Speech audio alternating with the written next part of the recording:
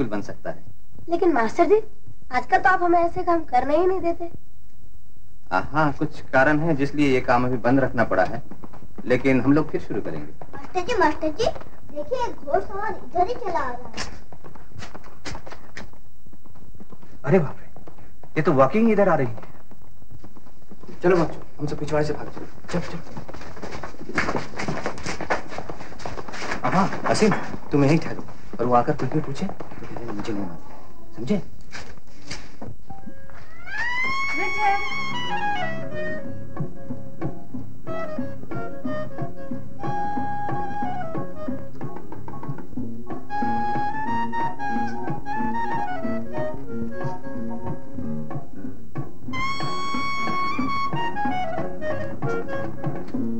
Professor रजत सेन हैं? नहीं तो। मालूम है कहाँ गए हैं? नहीं तो। अभी आने वाले हैं? नहीं तो। ये तो तुम्हें मालूम होगा वो कब आएंगे। अगर अब कहा नहीं तो मारूंगी। बोलो, बोलते क्यों नहीं? नहीं तो मुझे मालूम हो तब तो। अच्छा मिस्टर, नहीं तो एक कागज पेंसिल तो दो।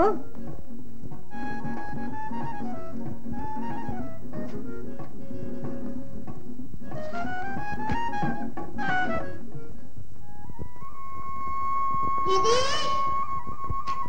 ओ दीदी, रजत भैया जो आए थे क्या? नहीं तो। बताओ ना, कहाँ है, किधर है? मैं तो दूर दूर का थक गया। क्या बात? एक बहुत जरूरी चिट्ठी है।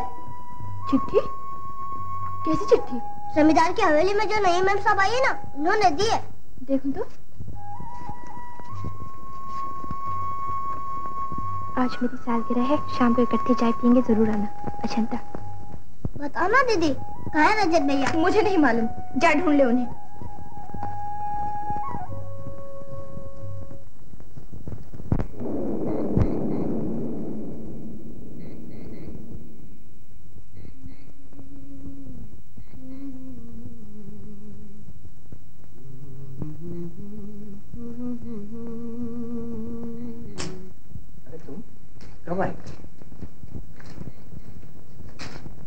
बोलती क्यों नहीं? उस तरह मुंह फुलाए क्यों बैठी? लेकिन तुम तो बहुत खुश नजर आ रहे हो। गए कहाँ थे? ऐसे ही जरा टहलने फिरने। अंधेरे में क्यों बैठी हो? चलो मैं बत्ती जला देता हूँ।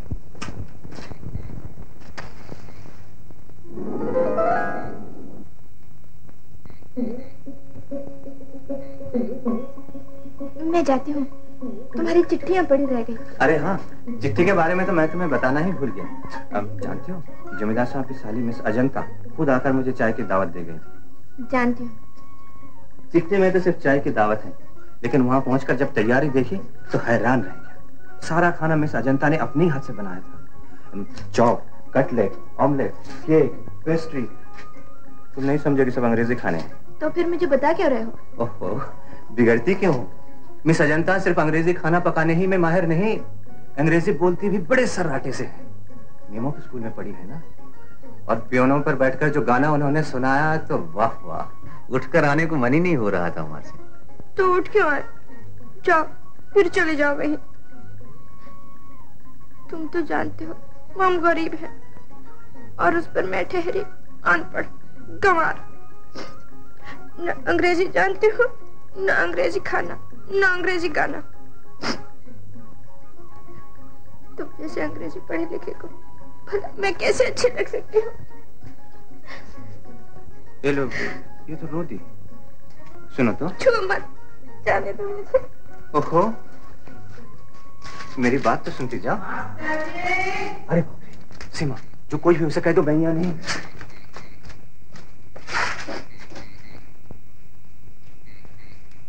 मास्टर जी कहाँ?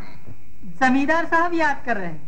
उनकी साली साहिबा ने मास्टर जी को चाय पर बुलाया था, पर वो आया ही नहीं।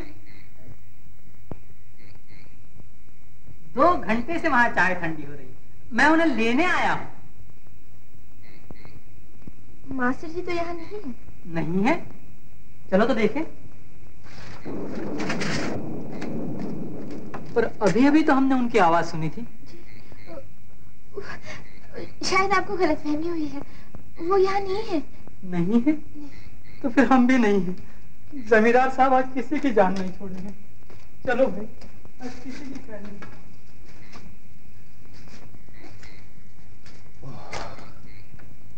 जान बची।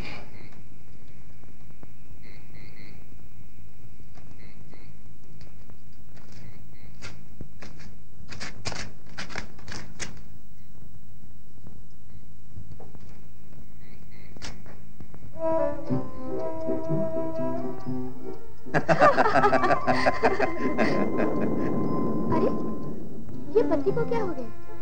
नहीं समझी? वो मेरी पहली प्रेमिका है। जैसे तुम और किसी लड़की को मेरे पास नहीं सह सकती हो, शायद वैसे ही वो भी तुम्हारे मेरी नजदीक आना नहीं सह पा रही है। सीमा, खाना सुना दो।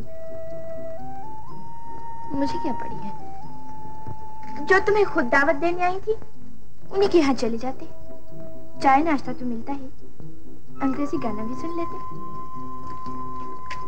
फिर तुम्हें रुलाता कौन? मुझे झूठ मूठ रुला के तुम्हें क्या मिला? कुछ नहीं मिला, यही कैसे कहूँ? तुम्हारे मन की था तो पाली मैंने।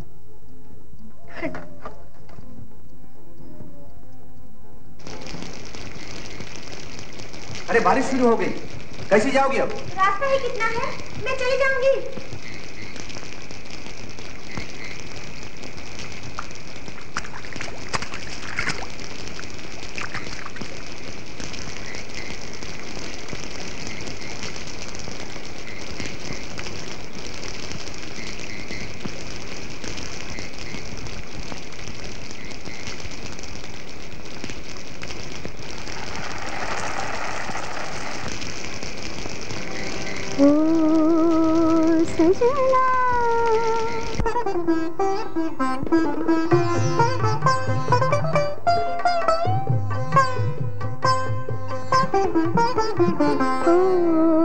सजना बरखा बहार आई, रस की फुहार लाई, अखियों में प्यार लाई। हो सजना बरखा बहार आई, रस की फुहार लाई, अखियों में प्यार लाई।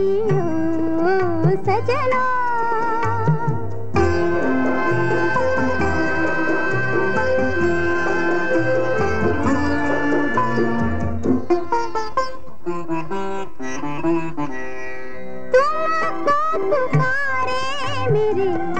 मन का पपीहरा, तुमको पुकारे मेरे मन का पपीहरा। मीठी मीठी आंगनी में जले मोरा जियरा। सजना बरखा बहार आई, रस की फुहार लाई, अखियों में प्यार लाई। ओ सजना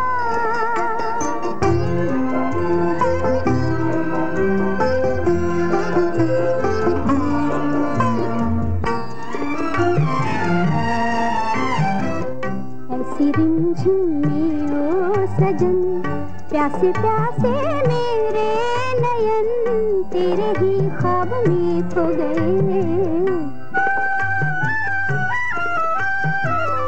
ऐसी रिमझिम में ओ सजन, प्यासे प्यासे मेरे नयन तेरे ही ख्वाब में खो गए। सावली सलोनी घटा जब जब छाई, सावली सलोनी घटा जब जब छाई, अखियों में रहना गई, नींदिया ना आई। ओ सजना बरखा बहार आई, रस की फुहार लाई, अखियों में प्यार लाई। ओ सजना बरखा बहार आई, रस की फुहार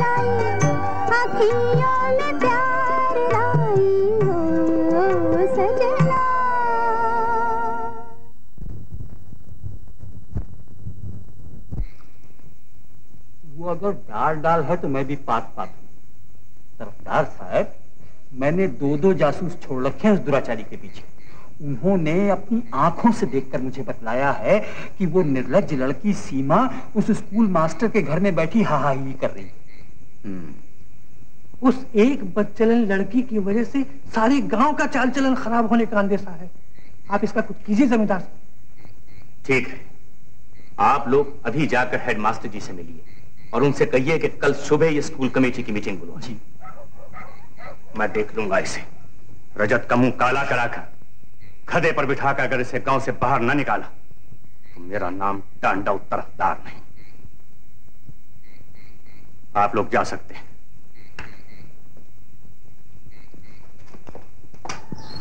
छी छी छी, फिर क्या हुआ? उसके बाद क्या होता, वही जो होता है, जाने कब से चल रहा है। कल शास्त्री जी और भंजू बाबू ने अपनी आंखों से देखा। इतनी जवान लड़की को घर में बिठाने से और क्या होगा? माँ बाप का कसूर है। इतनी उम्र में तो मुझे 2 बच्चे हो गए थे। अरे पहली क्यों बुझा रही हो बुआ? आखिर लड़का कौन है? लो, पूरी रामायण खत्म हो गई और पूछ रही है कि रावण कौन था। तो भी